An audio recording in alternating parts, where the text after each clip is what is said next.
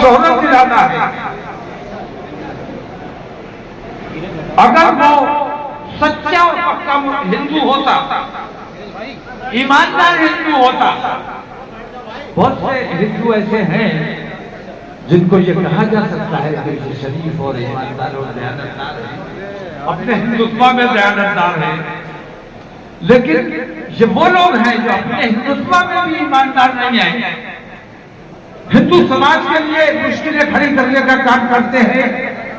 मैं ये कहता हूं कि अगर हमारे नौजवान जो तरीका तुमने इख्तियार किया हुआ है, अगर हमारे नौजवानों ने वो तरीका इख्तियार कर लिया तो मुल्क के क्या हालात होंगे। इसीलिए मैं कहता हूं कि वो तमाम लोग मुसलमानों के दुश्मन नहीं है, वो हिंदुस्तान के दुश्मन है, और जो हिंदुस्तान का दुश्मन है उसका ठिकाना जेल होना चाहिए, लेकिन हुकूमत उसकी सरपरस्ती करती है। मतलब यह कि हुकूमत फिरका परस्ती फैलाने का काम करती है। तासुब और नफरतों का माहौल हुकूमत ने मुल्क में बनाया हुआ है। मैं खास तौर से एक सवाल मैंने कई जगह नरेंद्र मोदी जी से किया है।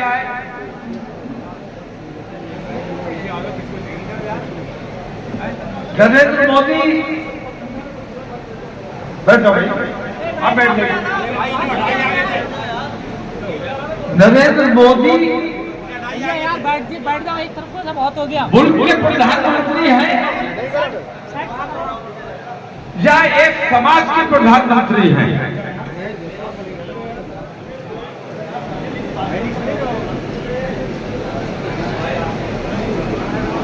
नरेंद्र मोदी ने अपने तरीके से ये साबित किया है कि वो सिर्फ सनातन के प्रधानमंत्री हैं। अब मैं ये कहता हूं कि कभी आर्य समाज की बात क्यों नहीं करते, कभी आदिवासियों की बात क्यों नहीं करते? क्या ये हिंदू नहीं है? अगर हिंदू राष्ट्र की बात भी करते हो तो तुम ये बताओ कि बाकी तमाम लोग जो हिंदुस्तान में बसते हैं, जो गैर मुस्लिम है, उन गैर मुस्लिमों की बात नरेंद्र मोदी क्यों नहीं करते? क्या वो सिर्फ सनातन के प्रधानमंत्री हैं? आर्य समाजियों के प्रधानमंत्री नहीं है? आदिवासियों के नहीं है? दलितों के नहीं है? और अगर सनातन के प्रधानमंत्री हैं तो बताओ, सनातन धर्म के मुताबिक शूद्रों का स्थान क्या है? वो हिंदू है या नहीं है? मंदिर में जाने की इजाजत है या नहीं है? राजधर्म का पालन करो। तुमने जो तरीका इख्तियार किया हुआ है, ये हमारे मुल्क का तरीका कभी नहीं था। हमने कभी हिंदू मुसलमान की बात नहीं की, हमने हमेशा एकता और भाईचारे की बात की है, प्यार मोहब्बत की बात की है। हमने मुल्क के नेता को अपना नेता माना है, हमने गांधी जी की क़यादत कबूल की और तमाम हिंदुस्तानियों को कबूल की। हमने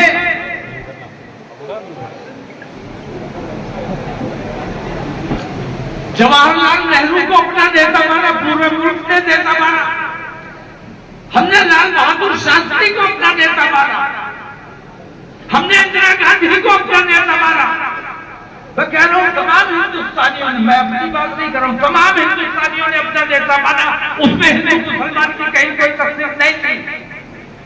लेकिन आज का माहौल मैं देखता हूं, प्रधानमंत्री है तो पूरे मुल्क का प्रधानमंत्री होना चाहिए।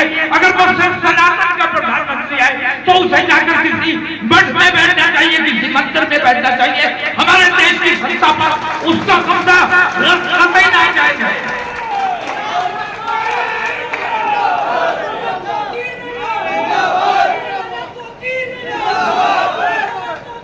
मुल्क में जो बेईमानियां हो रही है, नरेंद्र मोदी उन तमाम की सरपरस्ती करने का काम कर रहे हैं।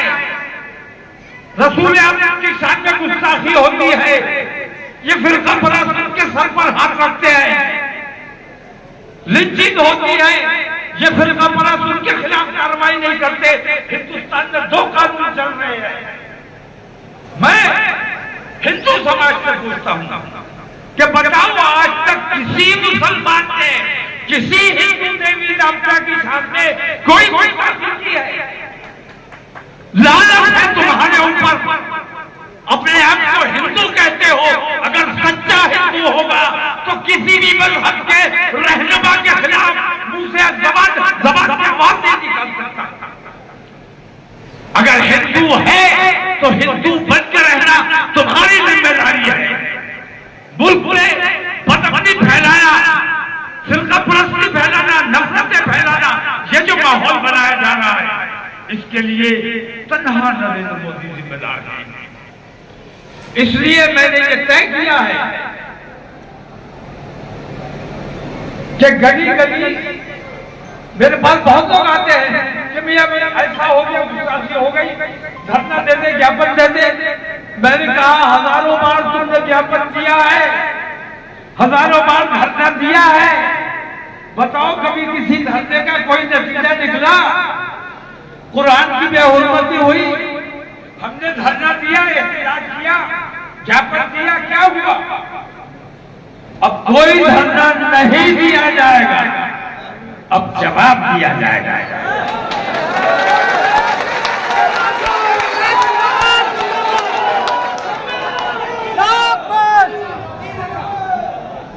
अब धरना नहीं देंगे, क्योंकि धरना किसके सामने दें? कोई मांग नहीं करेंगे, क्योंकि मांग हमें किससे करनी है? अगर कोई ईमानदार है तो बताओ कि फला ईमानदार है, उससे हमें अपनी तकलीफों के लिए मांग करनी चाहिए, उसको ज्ञापन देना चाहिए कि प्रधानमंत्री ईमानदार है।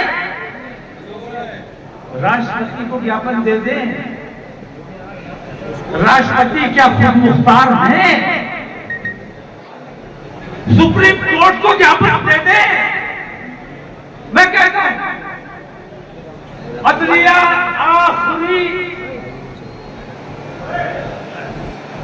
हमारी उम्मीद है, हिंदुस्तान की अदलिया हमारी आखिरी उम्मीद है। और आज हम जजेस को देखते हैं कि वो फैसला हिंदू और मुसलमान की बुनियाद पर करता है। मैं अल्लाह ने ऐलान किया कि हिंदुस्तान में दो कानून चल रहे हैं।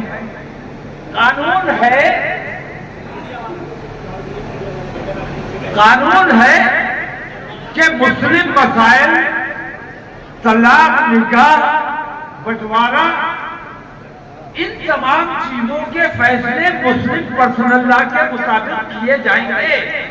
यह कानून है और अभी मुस्लिम पर्सनल लॉ खत्म नहीं किया गया है, मौजूद है। जब खत्म हो जाए तो जो जाओ, लेकिन अभी है तो तुम्हारी जिम्मेदारी है कि हमारे कानून के मुताबिक तुम्हें फैसला करना चाहिए।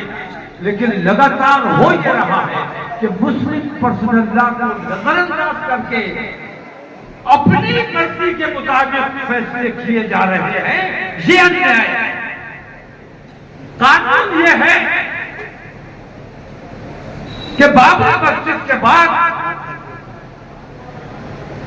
प्लेसेस ऑफ वर्शिप एक्ट मौजूद है। बाबरी मस्जिद के बाद किसी भी धार्मिक स्थल पर किसी किस्म की दावेदारी कोर्ट में कबूल नहीं की जाएगी। यह कानून है।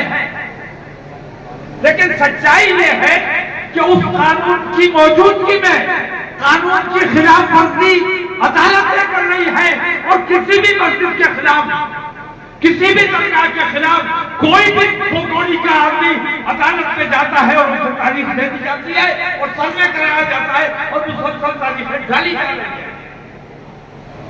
अगर आखिरी उम्मीद हमारी अदलिया है, अगर अदलिया ये चाहती है कि दुनिया में उनकी बदनामी ना हो, तो उनकी पहली जिम्मेदारी यह है कि अदालतों में मस्जिदों और मज़ारात से मुताल्लिक जितने केसेस पेंडिंग चल रहे हैं, जितने में तारीख पड़ रही है, वो तमाम केसेस वो खारिज किए जाने चाहिए। बताओ ठीक है? और अगर खारिज नहीं होते हैं, इसका मतलब ये है कि तमाम के तमाम मुसलमानों को सताने के लिए, दबाने के लिए, कुचलने के लिए तैयार हो, तो अब हम दबने के लिए तैयार नहीं हैं। अब हम डरने को अल्हम्दुलिल्लाह कभी नहीं। हम डरते हैं इस बात से कि हमारे मुल्क का अमन व अमान बरकरार रहना चाहिए, हमारे मुल्क की शांति भंग नहीं होनी चाहिए, हमारे मुल्क में खाना जंगी नहीं होनी चाहिए, हमारे मुल्क में अफरा तफरी नहीं होनी चाहिए। और ये हम इसलिए चाहते हैं क्योंकि हुब्बुल वतनी जिसमें ईमान है और जो अपने वतन से मोहब्बत नहीं करता वो सच्चा और पक्का मुसलमान नहीं हो सकता। अब मैं ये कहता हूं कि हिंदू समाज ये फैसला करे कि मुल्क में बदअमनी रहनी चाहिए या दंगे और फसाद होने चाहिए।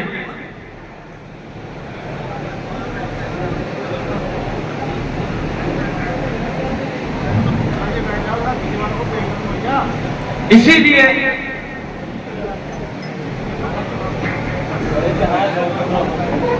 हमने ये तय किया है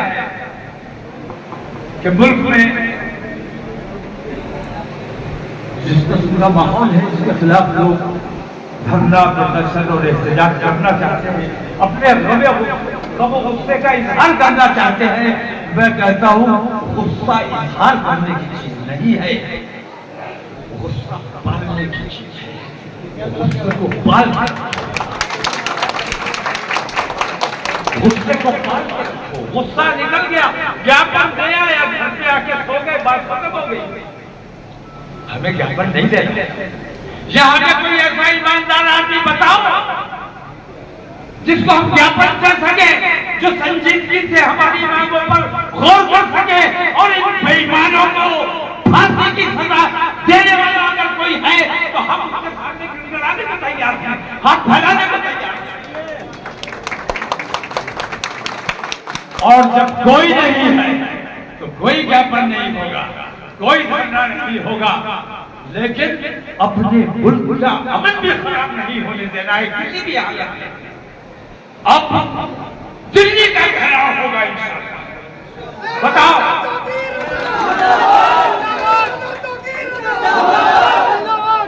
मैं मुसलसल लोगों से मशवरे में हूँ, बातचीत कर रहा हूँ।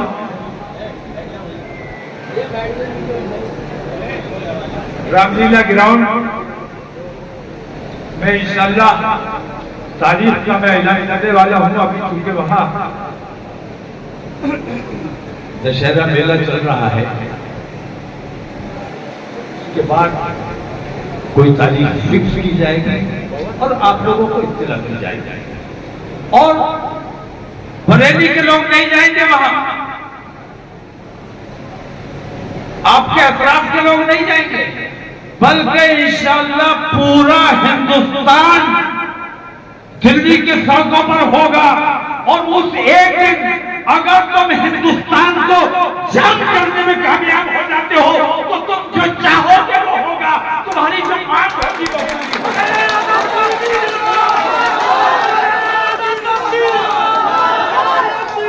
दानों से काम नहीं बनेगा, दानों से काम नहीं। बताओ ये बात ठीक है कि नहीं है? कर सकते हो कि नहीं कर सकते हो? तुम्हारे अंदर हिम्मत और ताकत है कि नहीं है? रसूल आज़म की शान में गुस्ताखी हुई है, दिल्ली जवाब दे। वो लोग आजाद क्यों है? लिंचिंग हमारे बच्चों की हो रही है, हमारे बुजुर्गों को। मैं तो कहता हूँ लानत है उस जवानी पर। तुमने देखा एक बूढ़े आदमी को किस तरह ट्रेन में जलील किया गया, बेइज्जत किया गया है, क्योंकि वो मुसलमान था, दाढ़ी वाला था। हराम सुअर तुम खाओ, सुअर तुम खाओ, गाय तुम खाओ, इल्जाम हम पे लगाओ। गाय का जितना कारोबार है, गाय का जितना कारोबार है मुसलमान नहीं करता है। वो तमाम कारोबार और तमाम एक्सपोर्ट जो हो रहा है वो गाय का गोश्त का एक्सपोर्ट ये तमाम हिंदू तंजीमें कर रही है और तमाम हिंदू कारोबारी लोग कर रहे हैं।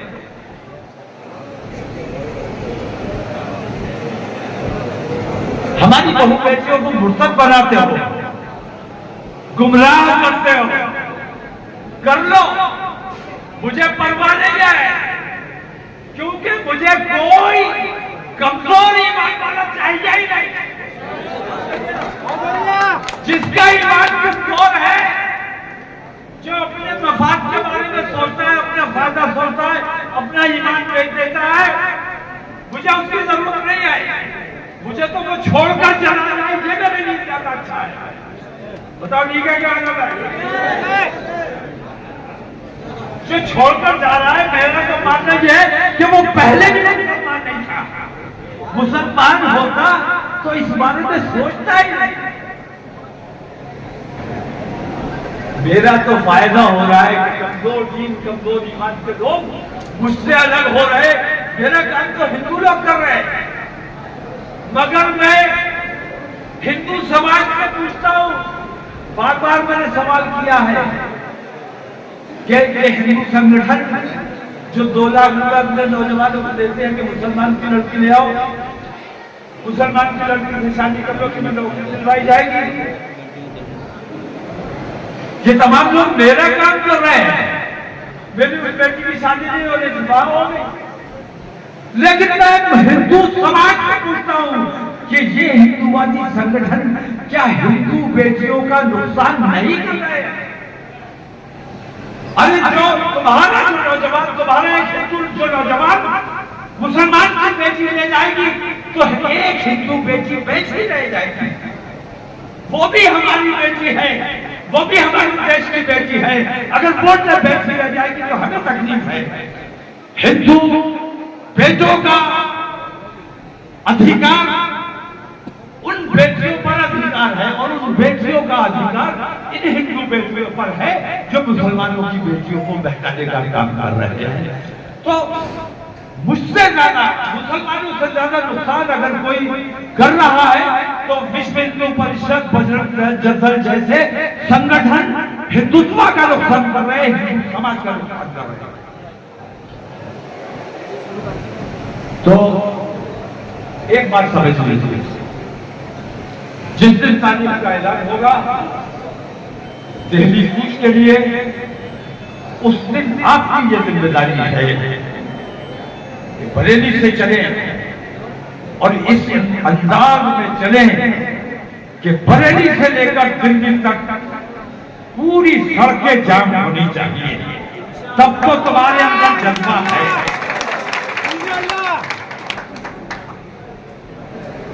तब तो मैं समझूंगा कि तुम्हारे अंदर जज्बा है, और ना मैं ये समझूंगा कि तुम बड़े नाम मुसलमान हो, मुसलमान के तौर पर तुम मर चुके हो।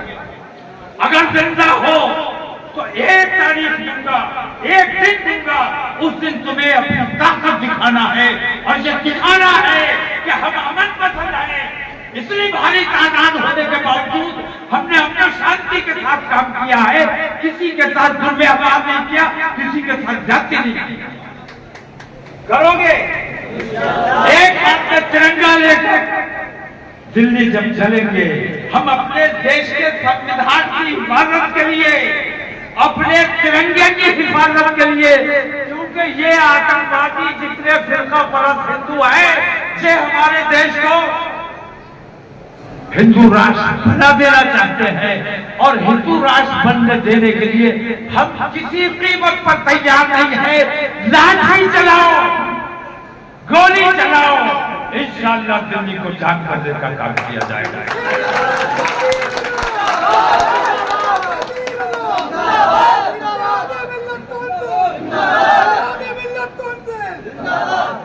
तो मेरा जो ये ऐलान है, ये ऐलान इसलिए नहीं कर रहा कि मुझे अपनी ताकत दिखानी है, मैं ये ऐलान इसलिए कर रहा हूं कि मुझे ये साबित करना है कि मुसलमान डरता नहीं है, मुसलमान दबता नहीं है, मुसलमान अमन पसंद है। और हम जब लाखों की तादाद में, मैंने हैदराबाद में ऐलान किया था कि मुझे 20 करोड़ 25 करोड़ मुसलमान नहीं चाहिए, सिर्फ 1% मुसलमान चाहिए। बताओ 1% तो निकाल पाओगे? अब आओ या ना आओ, तुम्हारी मर्जी है। मैं तो इंशाअल्लाह धरने पे बैठने जा रहा हूं, तारीख का ऐलान होगा। अगर तुम्हें लगता है कि तुम्हारा काम हो रहा है, तुम्हारी इज्जत वकार का काम हो रहा है, तो मुझे यकीन है कि मुझे रामलीला ग्राउंड में तन्हा नहीं छोड़ोगे और लाखों की तादाद में। अगर तुम तो चाहो तो सिर्फ बनेगी से रामलीला को जाम कर सकते हो, दिल्ली को जाम कर सकते हो। हम तुम्हारे साथ तुम संघर्ष करो।